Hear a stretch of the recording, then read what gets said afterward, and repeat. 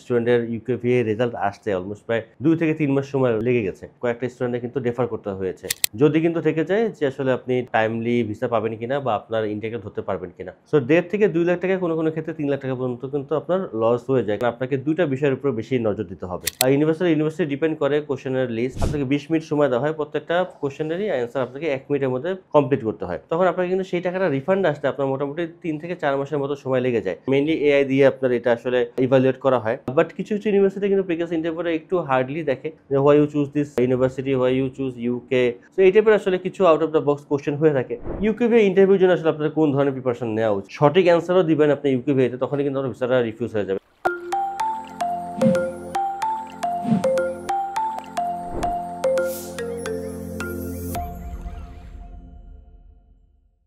আসসালামু আলাইকুম। তো সেপ্টেম্বর ইনটেক কিন্তু খুবই নিকটে, বলতে গেলে করা নাড়ছে।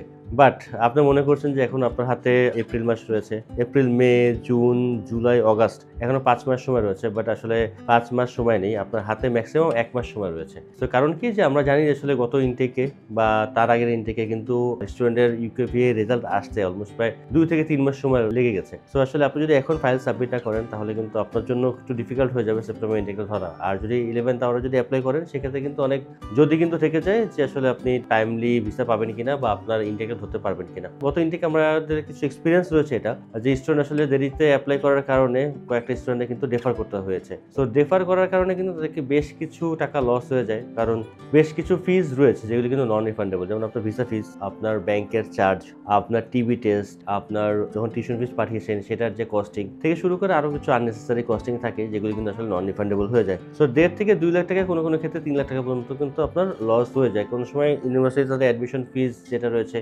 সেখান থেকে একটা চার্জ কেটে রাখে।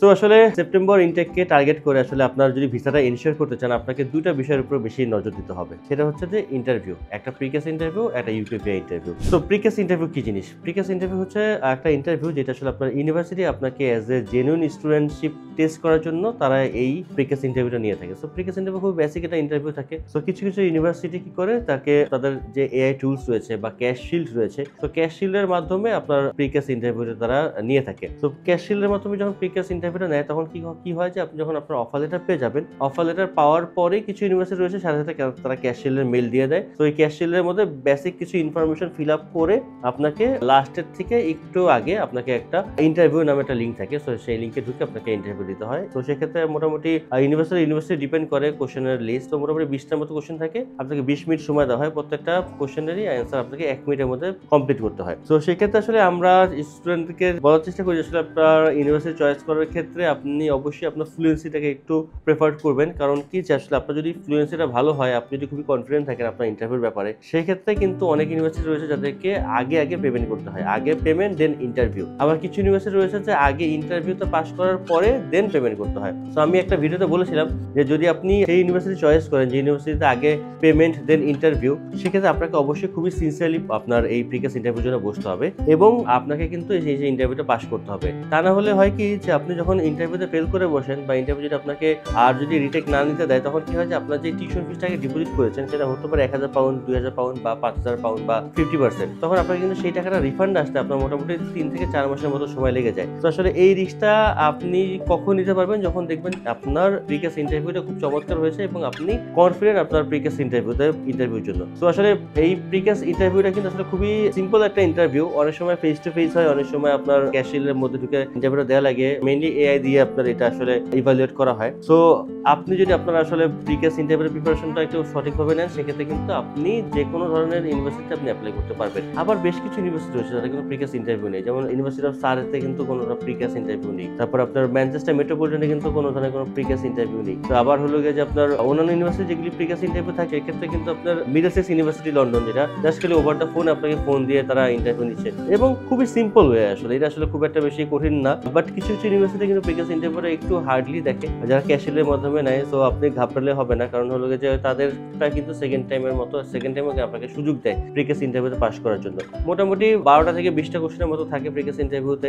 Why you choose this university, why you choose UK, what is the future plan, how much your tuition fees you will pay, then হলো গিয়ে যে কিছু out of the box, can you please tell me your school days, then what is your favourite game, then if you get a holiday then where you will go. তো এই টাইপের আসলে কিছু out of the box question হয়ে থাকে। তো এই কোশ্চেনগুলি answer আপনাকে সুন্দর করে গুছিয়ে আপনাকে 1 মিনিটের মধ্যে ক্লিয়ার করে ফেলতে হবে। সো এই ইন্টারভিউতে যদি আপনি পাস করে যেতে পারেন, সেক্ষেত্রে কিন্তু আপনার কনফিডেন্স লেভেলটাও বেড়ে যায়। সো এবং এই ইন্টারভিউতে পাস করার পরে থাকে কি আপনার ইউকেভিএ ইন্টারভিউ। ইউকেভিএ ইন্টারভিউ কিন্তু আসলে কোন ইউনিভার্সিটিতে আসলে নিচ্ছে, কোন ইউনিভার্সিটিতে অ্যাপ্লাই করলে পরে ইউকেভিএ ইন্টারভিউ নেয় না। যেমন আসলে আমরা কিন্তু অ্যাস্ট্রন ইউনিভার্সিটিতে দেখেছি যে অ্যাস্ট্রন ইউনিভার্সিটিতে যারা স্টুডেন্টরা ভিসার জন্য অ্যাপ্লাই করছে তাদের কিন্তু কোনো ধরনের কোনো প্রিকেস ইন্টারভিউ হয়নি। তারা প্রিকেস ইন্টারভিউ ছাড়াই তারা ইউকেতে ভিসা পেয়ে গিয়েছে এবং তারা অ্যাপ্লাই করেছে। বাট এটা বলাটা খুব একটু ডিফিকাল্ট, আসলে তাদের ইউকেভিএ ইন্টারভিউ হয়নি বাট আপনার যে হবে না। তো আপনাকে অবশ্যই প্রিপারেশন নিয়ে রাখতে হবে। আপনার প্রিপারেশনটা যদি ভালো থাকে, সেক্ষেত্রে যদি আপনার ইন্টারভিউ হয়ও, তাহলে আসলে আপনার খুব একটা বেশি প্রবলেম হবে না। তো ইউকেভিএ ইন্টারভিউর জন্য আসলে আপনাদের কোন ধরনের প্রিপারেশন নেওয়া উচিত? আমি আসলে ইউকেভিএ ইন্টারভিউ নিয়ে কিন্তু আমি ডিটেলস একটা ভিডিও তৈরি করেছিলাম, প্লাস সাদিকেও আমি ইউকেভিএ ইন্টারভিউ ব্যাপারে আমি ভিডিও তৈরি করেছিলাম যে আসলে ইউকেভিএ ইন্টারভিউর জন্য আপনাকে একবারে ডে 1 থেকেই যখন আপনি একটা এজেন্সিতে ফাইল সাবমিট করবেন, সেই সময় থেকে আপনাকে প্রিভিয়াস ইন্টারভিউর জন্য আপনাকে ফাইলটা সাবমিট করার পরে প্রিপারেশন নিতে হবে। তো আপনাকে ইউনিভার্সিটি চয়েস করার আগে আপনাকে কিন্তু সেই ইউনিভার্সিটিতে আসলে প্রিভিয়াস ইন্টারভিউ হওয়ার পরে ইউকেভিএ ইন্টারভিউ হবে নাকি সেটার একটা যাচাই বাছাই বা আপনি বিভিন্ন গ্রুপে আপনি কথা বলে দিতে পারেন। আসলে আমি বলি যে আসলে বেশ কিছু ইউনিভার্সিটি রয়েছে যাদের ইউকেভিএ ইন্টারভিউ হয় না, যেমন অ্যাস্ট্রন ইউনিভার্সিটিতে। বাট এটা বলা খুবই ডিফিকাল্ট যে আসলে অন্য কারো ইউকেভিএ ইন্টারভিউ হয়নি দেখে আপনার হবে না। তো আমাদের যে কোনো স্টুডেন্ট অ্যাস্ট্রন ইউনিভার্সিটিতে গিয়েছে কারোই ইউকেভিএ ইন্টারভিউ হয়নি, বাট সামনে যারা যাবে তাদেরও কিন্তু ইউকেভিএ ইন্টারভিউ হতে পারে। তো আসলে এটা একটু সিনসিয়ারলি আপনি দেখতে হবে যে প্রিভিয়াস ইন্টারভিউ প্লাস ইউকেভিএ ইন্টারভিউ দুটোই একটা সঠিক গাইডলাইন আপনাকে নিতে হবে। এবং আমার মনে হয় যে আপনি যদি ইউকেভিএ ইন্টারভিউ প্রিপারেশন নেন, তাহলে কিন্তু আপনার প্রিভিয়াস ইন্টারভিউ প্রিপারেশন অলরেডি হয়ে যাবে। তো আমাদের ট্রিপলা থেকে কিন্তু যারা অ্যাপ্লাই করছে তারা কিন্তু তাদের এক্সপিরিয়েন্স